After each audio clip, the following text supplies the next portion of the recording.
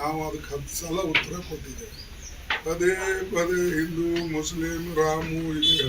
ಏನು ರಾಮನ ವಿರುದ್ಧ ಇದ್ದೇವೆ ನಾವೆಲ್ಲ. ನೋಡಿ, ಈ ದೇಶದಲ್ಲಿ ಎಲ್ಲ ಧರ್ಮಕ್ಕೆ ಸರಿಸಮಾನವಾದಂಥ ಅಧಿಕಾರ ಇದೆ. ನಮ್ಮ ಸಂವಿಧಾನದಲ್ಲಿ ಸೆಕ್ಯುಲರ್ ಸಂವಿಧಾನ ಇರೋದ್ರಿಂದ ಎಲ್ಲ ಧರ್ಮದವರಿಗೆ ಸಮಾನ ರೆಸ್ಪೆಕ್ಟ್ ಇದೆ.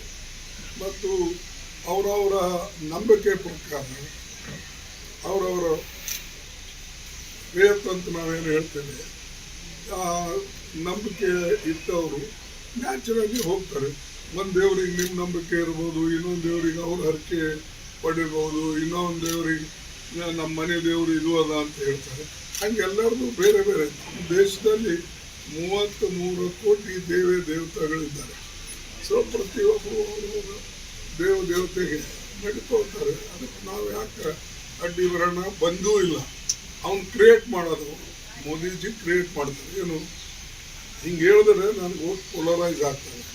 But that is not good. ಇಂಥ ಟೈಮ್ನಲ್ಲೇ ಅವ್ರು ಮಾತಾಡ್ಬಾರ್ದು. ಒಂದು ಪ್ರೈಮ್ ಮಿನಿಸ್ಟರ್ ಆಗಿ ಸ್ಟೇಟ್ಸ್ಮನ್ ಹಾಗೆ ಬಿಹೇವ್ ಮಾಡೋದಕ್ಕೆ ಹೊರತಾಗಿ ನೀವು ನಿಮ್ಮ ಎಕ್ಸ್ರೇ ಮಾಡ್ತಾರೆ, ನಿಮ್ಮ ಮನೆ ಒಳಗೆಲ್ಲ ಬಂಗಾರ ಹುಡುಕ್ತಾರೆ, ಬೆಳ್ಳಿ ಹುಡುಕ್ತಾರೆ, ದುಡ್ಡು ಹುಡುಕ್ತಾರೆ. ನಿಮ್ಮಲ್ಲಿ 2 ಎಕರೆ ಜಮೀನು ಇದ್ರು 1 ಎಕರೆ ಜಮೀನು ಕಳ್ಕೊಳ್ತಾರೆ. ನಿಮ್ಮಲ್ಲಿ 2 ಎಮ್ಮೆಗಳಿದ್ದು ಅಂದ್ರೆ 1 ಎಮ್ಮೆ ಮುಸಲ್ಮಾನರಿಗೆ ಕೊಡ್ತಾರೆ. ಇದು ಹಿಂಗೆ ಹೇಳೋ ಮಾತು. ನನಗಂತೂ 53 ವರ್ಷದಲ್ಲಿ ನಾನು ಇಂಥ